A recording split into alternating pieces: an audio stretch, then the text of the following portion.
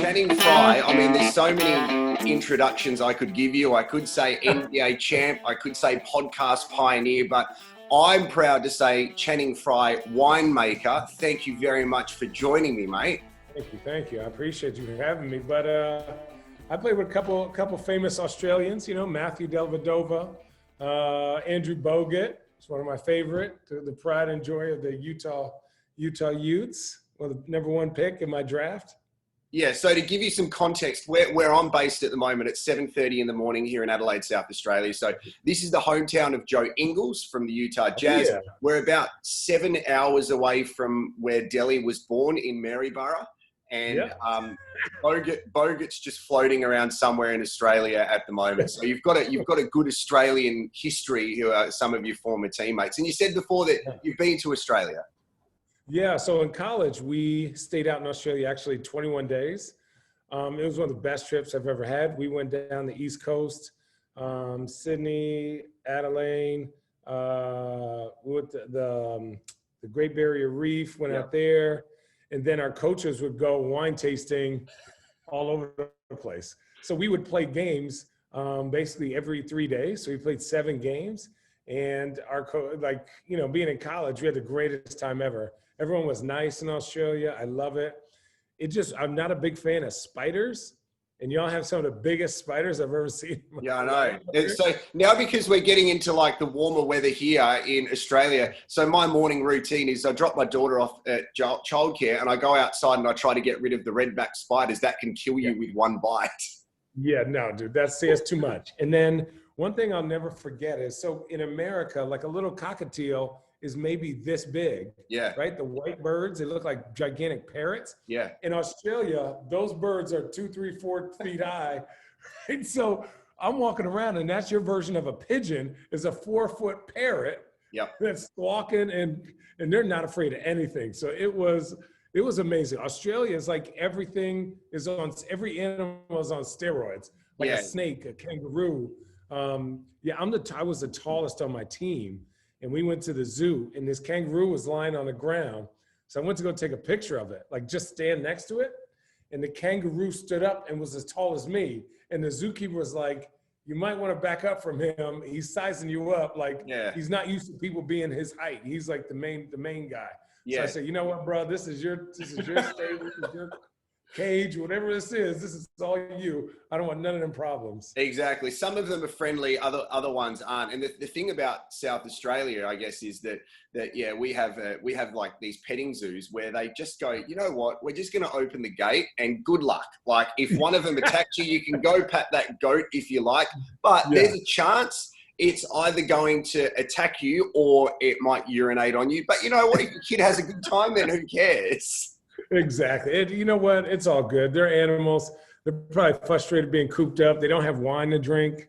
Yes. You know, it's a tough life for them. Well, let's move on to the wine because this is the reason that I want to speak to you. I was so excited to hear about the path that you've taken. I'm massive on people and their identity, and for so long, people have probably identified you as being NBA player and basketballer. But for you to make this transition and adopt it over the past couple of years, and find this love, a bit of backstory about South Australian wine. So in the Barossa Valley over here, we're really blessed. So the Barossa Valley is one of the most reputable wineries in the world. So it's one of the big wineries, and it's about a 50-minute drive from where I'm sitting right now. So, I mean, it's 7:30 in the morning, but I'll probably open one of these first drops in a second, which is totally fine.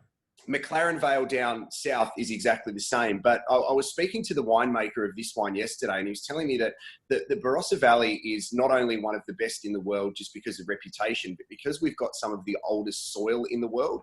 So our climate is more of a Mediterranean climate compared, like where you are in Oregon. It's your Pinots and stuff. It's a bit of a cooler climate with the altitude and the heavy rainfall. But to come over to South Australia, we're looking more at your Spanish or Italian kind of climate, which means the soil is that old.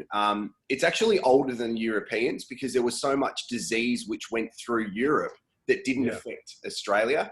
So that's why we in the Barossa, we really look at your Shiraz and your Cab Sav, and that's why we feel that we've got the best in the world, because it's a quick trip away. Right. But when you were saying you came to Australia when you were playing as a kid, like, I'm sure you probably weren't at the stage then when you've made a transition into, hey, I'm going to start drinking wine, because that experience the first time is such a unique one for everybody. The first time you got to have a glass of wine and enjoy it. Yeah, I think this is going to be funny. Is the truth is every time I have a glass of wine I haven't had before, or even if I've had it, I enjoy it like it's brand new. I think like there are so many variables that go into making good wine or making wine in general. And then each parcel of land is so different, right? Where the roots go, there's no picture to tell you what's happening. So the story behind how it's made, why they made it, what inspires them, all plays a part for me to love my new job, right? To love the opportunity to make a wine brand and a wine label, and to work with my different winemakers that are part of this company, to give respect to like the traditional methods, but to also challenge it due to our perspective, right? I'm a young African-American guy from Arizona, right? Phoenix, Arizona, and it's a desert there. So obviously there was not any grapes grown when I was growing up, and drinking a big red wine in the 130 degree heat just, doesn't go together. And so now when I've gotten older, I've learned so much about wine and been inspired by people who have, changed the game or done things so consistently, so awesomely for so many years. It's been, it's been inspiring. I know I just said it, but I think every time I take a sip of something, even if I don't know it, like you sent me those wines before, and I was like, what are these? I've had Australian Shiraz before, but I tried it up to an American Syrah. It was like, what? This is bananas. And, even though they're different names for people that don't know, it's basically the same grape, but it's just like so different. It's so unique. And so that's what makes every glass amazing.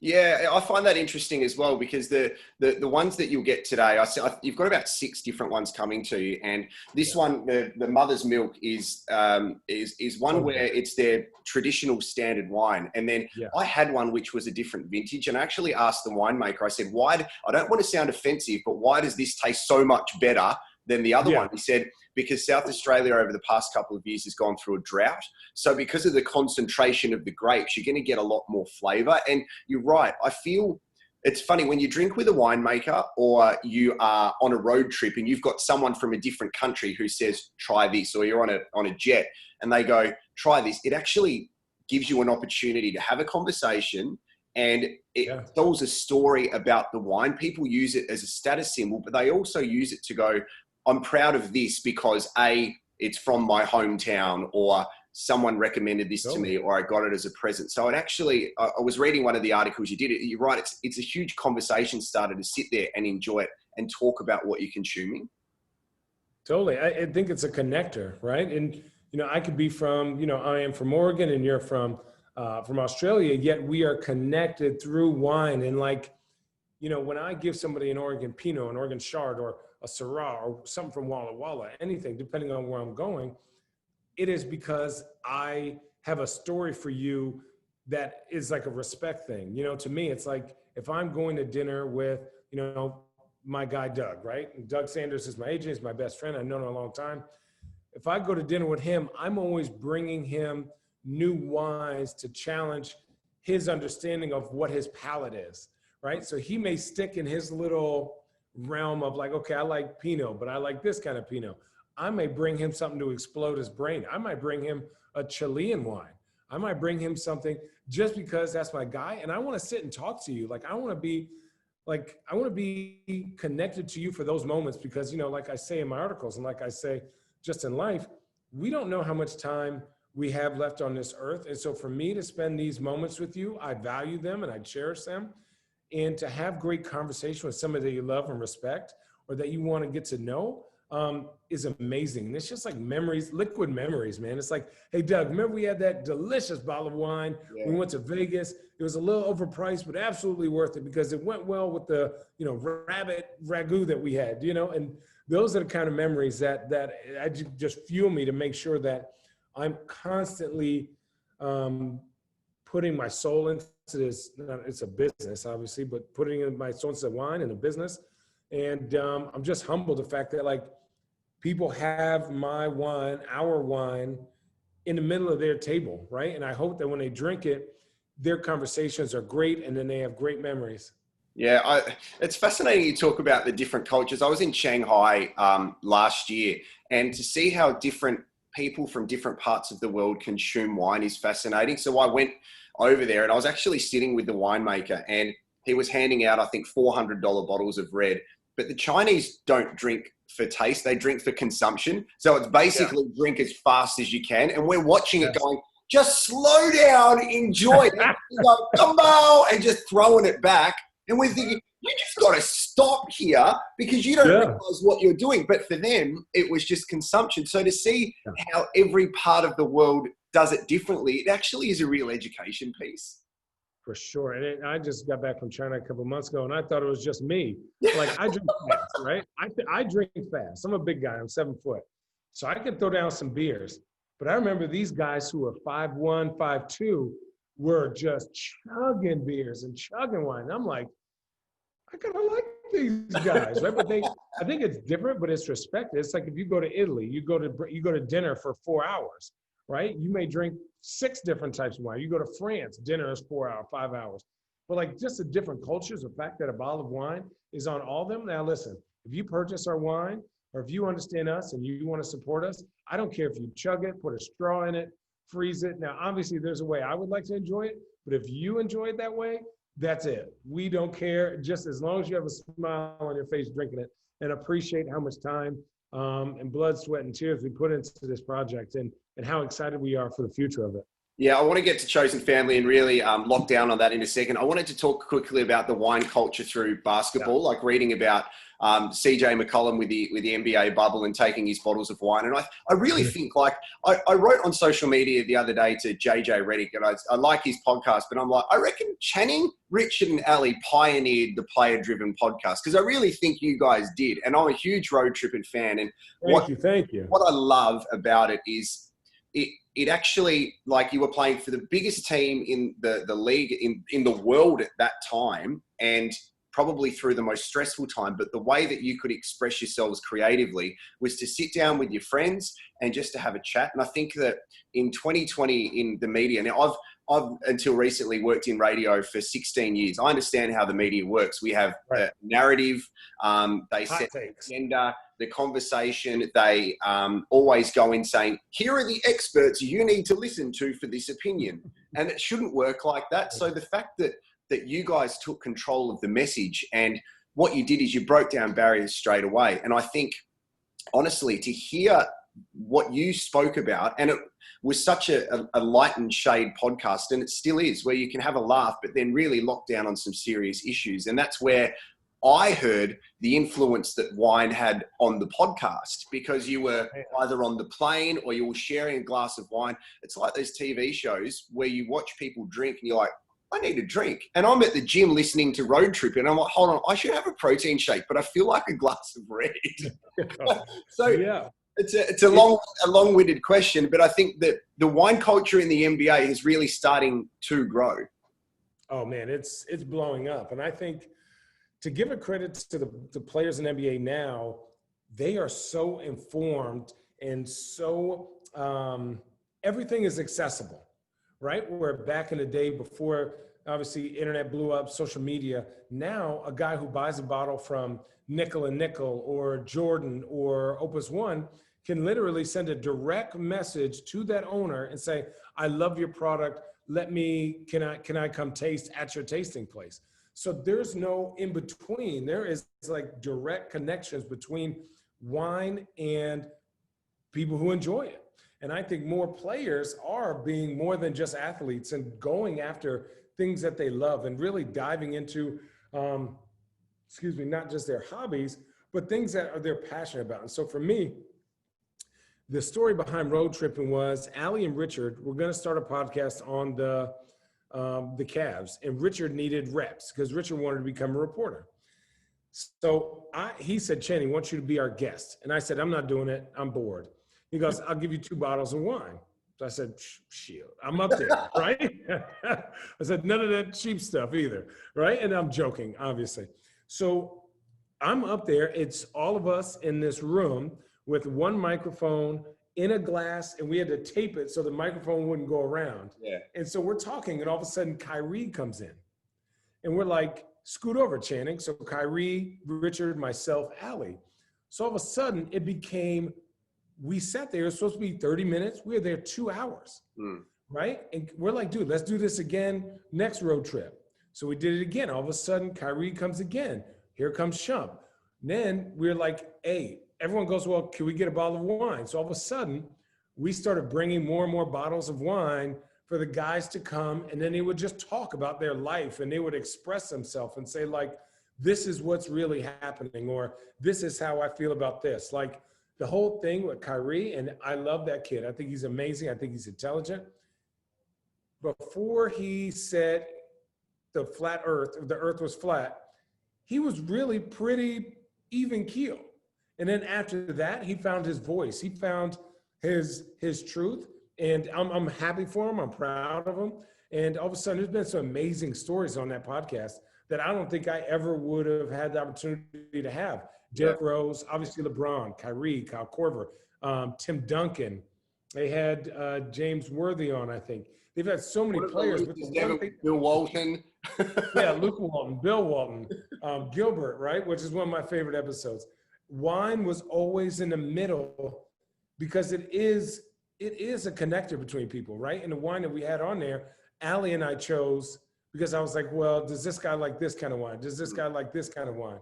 And most of the time it was in the afternoon, especially on set, but it was like rosé. But still, wine is it is a interlocking thing, and it like lowers your temperature, right? And I'm talking about like your talking temperature. And for us on road trip and in any show that I've ever tried to be on, I try to be as conversational as possible. I don't want a hot take.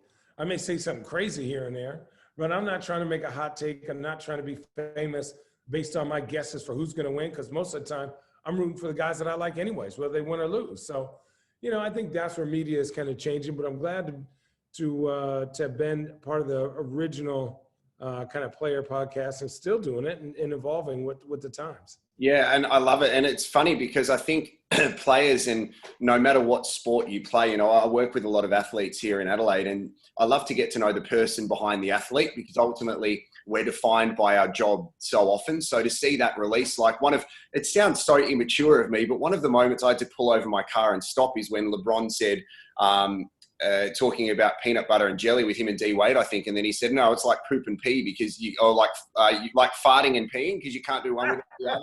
And I'm like, hold on. And I had to go and try it at home, obviously, like to see. but to show that personality. So I think, like, for wine, for you with Chosen Family, to go, people need a release and they need to express themselves creatively, because you work in such an intense job where you don't want to be high school, college, pro, former pro, and then go, now what? Like, so you actually have a life and a family outside of your job, like everybody does. So I guess with Chosen Family, is that an important thing for you? First of all, I love the name and the meaning behind it, because I think a wine label is an ability to express yourself creatively. And it's like when people take so much time naming their boat, like you actually put thought into it and there's a story, and with the title. So for you, was this just an easy transition to go, I've got an opportunity to do something I love, but get really hands-on with the creative process of making the wine, not just associating my name with it? Yeah, no.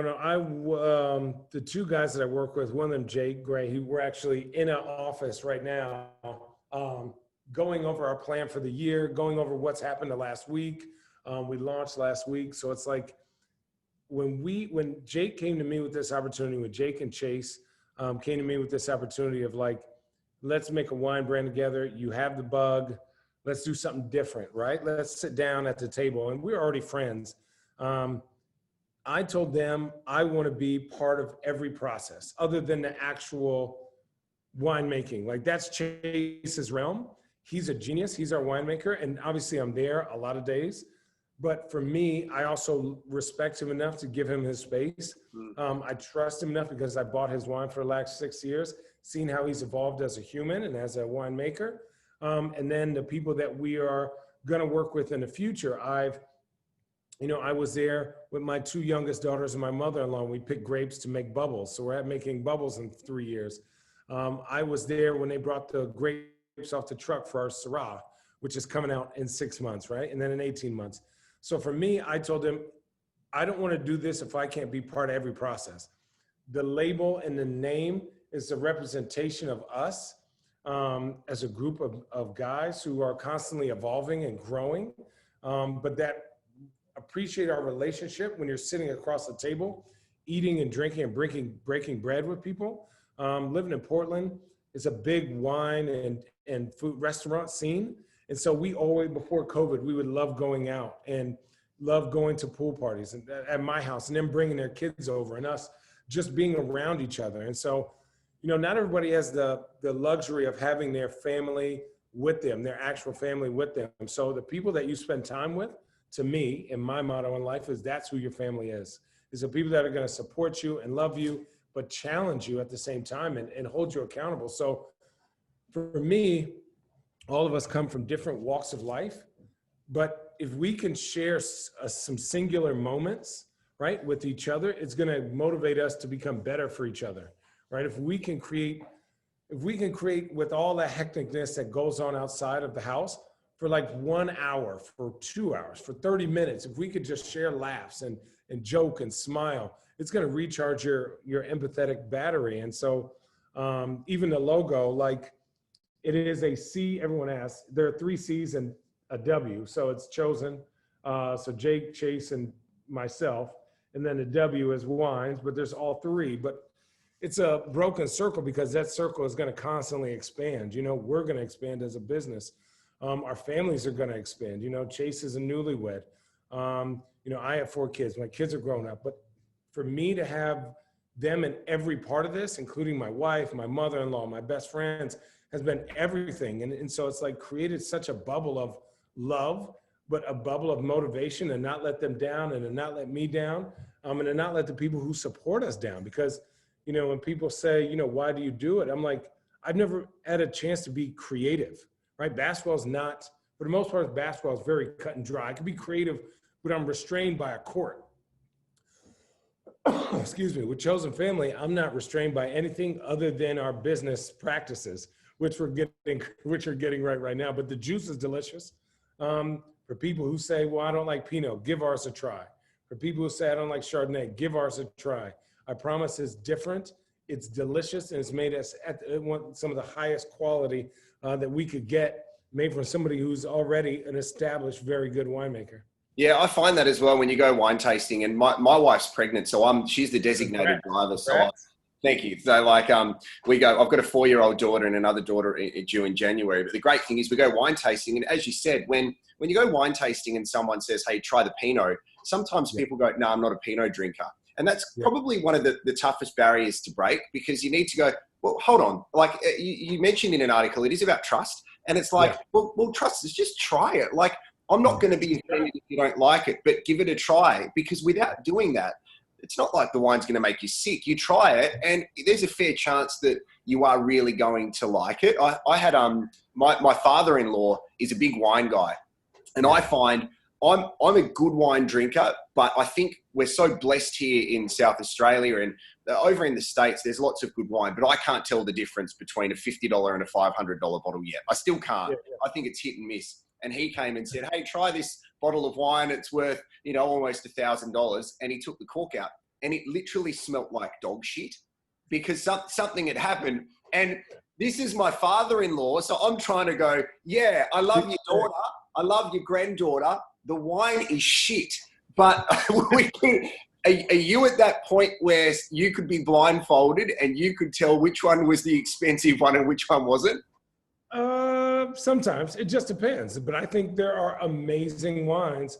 It just depends on, like, is the $20 bottle wine, like, has it aged, right? Or the $100 bottle of wine, who makes it, and was that an off year? Was it, you know, did it rain too much? And I think, like, for me, I almost don't want to know sometimes, because I want to judge it how it should be judged, right? In my mind, do I like this? Whether you like it or not, the price should not matter. No offense, like, within reason, right? You shouldn't like $4,000 bottles of wine every night, but not all of us are sheiks and stuff. So for me, I just appreciate, if you can make a delicious wine for 20 bucks, listen, I'm going to drink it all day.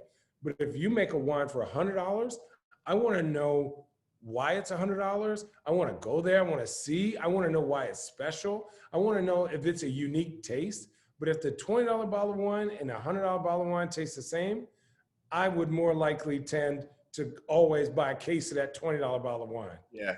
How much pressure was that, though, when you're on road trips and you developed a culture with the wine team at the Cavs to go, hey, bring a bottle of wine onto the plane? Because you would have players who obviously are on big salaries and can afford it, but then you'd have players that go, hey, I know nothing about wine. I'm a beer drinker. I just want to bring something. So there's actually, I think it becomes a bit of fun amongst the players where you just have a laugh if someone brings a crappy bottle. Yeah, well, everybody started to, so it started to be, you know, cabs and rosés. And then all of a sudden I said, listen, I don't know that much about cabs personally, right? I love them. I appreciate them. But what I know is the Northwest. So I started bringing Pinot Noirs, Chardonnays, Syrahs, rosés. I started bringing bubbles, champagne. And I started putting the Northwest of America on a map. Delhi started bringing some Shiraz. Kevin started bringing, he's a big cab guy, so started bringing cabs. Braun started bringing Italians. Yeah. You know, Kyle Korver started bringing Pinots from California, which he loves. He lived in Santa Barbara. So, like, everybody was getting a taste of stuff, and the price didn't matter. It was only the taste. Yeah. And so certain guys would say, oh, I like this. What's this? Oh, it's a twist off? I didn't even know. Like, this is delicious. Or, oh my goodness, how much is this? Don't open that yet. We're going to eat it at dinner. It's $1,000. You're like, we're about to drink that on a plane in a red cup? Like, you know, it's amazing. But it became something where you would put on for your own city and your taste and see who you could bring over to your side. Like, try this, you know, Langlo Pinot Noir. Oh, I like this. This is my guy. You should go get some of his wine. Oh, you like this? I'm part of the club. So, like, that conversation started to really bring us around and bring us together.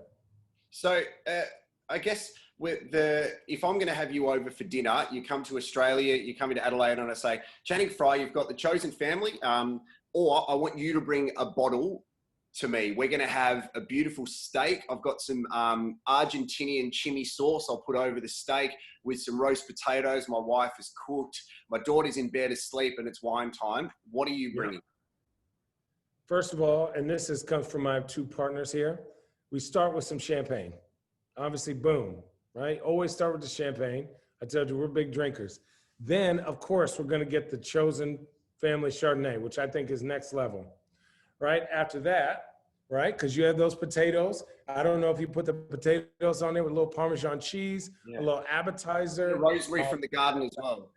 Exactly. And then for me, because you do live in South Australia, I would actually go get a Syrah from the Rhone region, right? And something old world to hang up with that steak, something with a little pepper. But that's kind of what I've been drinking. It's what I drank last night. That's why it's on the top. You taste it.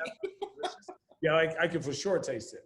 And what's crazy about those wines is I'll drink wines 2, 3, 4 days, right? Until it's bad. So I'll take a glass or two, put it down, take a glass or two, put it down, and then see what happens in the evolution of that wine, right? Especially old world wines. They're like these older winemakers, all these older grapes. It's like just the evolution. It's like, wow, I didn't know it could taste like that. Or the pepper completely disappeared, and that's what's fun about it. So I would open up the wine, all the wine, we would have a sip at the beginning and then wait an hour, and then we would talk about how they changed. And then after that, we're going to your cellar since I just brought you 3 bottles of wine.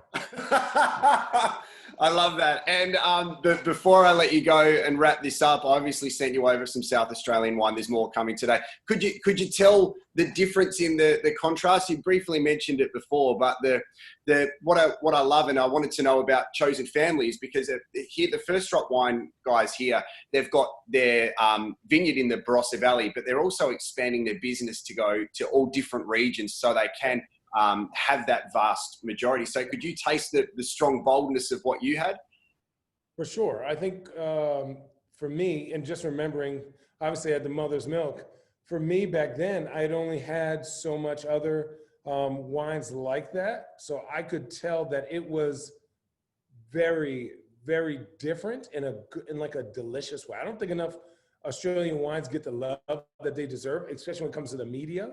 And I even talked to some Australian guys, some guys that have played in Australia, just about maybe making a trip once Corona is over or settles down, and just going out there and learning. And you know, like I said, based on our business model, we're not just one vineyard, right? We have a separate person and winemaker that does our Syrah. We have a separate winemaker and vineyard that does our bubbles.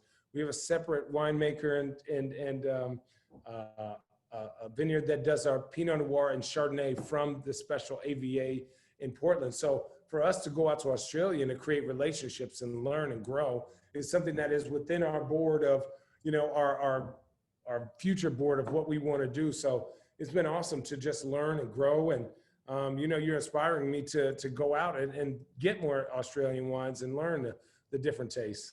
Yeah, awesome. Tell us where can we access your wine here in Australia, or if we were traveling to the States when we're allowed to, can you just pass on the website details and stuff? Yeah, more website. Right now we are a e-commerce brand, which is wild because it is Corona. We don't have a tasting room. So our tasting room is our website. And so right now we're constantly evolving and growing and trying to make this as seamless as possible for people to get our wine. So we just appreciate everyone going to chosenfamilywines.com. And then I actually don't know that question. Nobody's tried to get wine from Australia. No, that's okay. That's okay. And then on Instagram, if you can go to Chosen Family Wines, you're going to stay with us, because even if you don't support us when it comes to the wine, to follow this journey with three guys that's starting with three friends is going to be number one, funny, because wine is also hilarious and fun, but it's going to be amazing to see how we grow and how we evolve in our taste and where we go. And even if you don't necessarily have the opportunity to get our wine, whether it's sold out or you just can't, there are the other places that we're working with that should also get supported, because they do such amazing, amazing stuff. Yeah, awesome. I was going to say, if the other boys are there, I'm happy to email Reagan and yourself and connect you with the winemaker. So here in Australia, because he obviously is one of the best winemakers in Australia. And if you guys wanted to connect and talk wine whenever, his name's John Retsis, and he's a close. Email it away. Yeah, so he can, and if you enjoy the wine, whenever you want more, please don't hesitate to ask, and we'll send it over, because it's a brilliant journey, and you're going to get, I think, 6 bottles, but there's so many different ones, and he makes lots of different ones. So please don't hesitate to get in touch. Yeah. How did you send wine from Australia to here? So he's got a distributor in America. So he's actually got, I've got the details here. He's got a distributor in California. Oh, okay. So, we'll talk about it. It's just we've had people in England and Australia and South Africa asking for our wine. So we're a small brand right now, right? Minuscule e-commerce brand. So we're trying to figure out how to get wine to everyone and anyone who wants it. Because we think we make an amazing product, and we don't make that much, to a point where if you're willing to pay for the shipping, we'll put it in a box and give it to you. And I'm going to do that. I think I'll 100% do that, because I want to support you guys as well. And I think you've been so accommodating. Channing, thank you, because you've taken the time to have a chat, and I love how available you've been, not just via, we connected via social media, which has been amazing. And I tell you what, mate, it is the biggest challenge in the world to find Channing Frye jerseys online to send over. I contacted the Cavs store.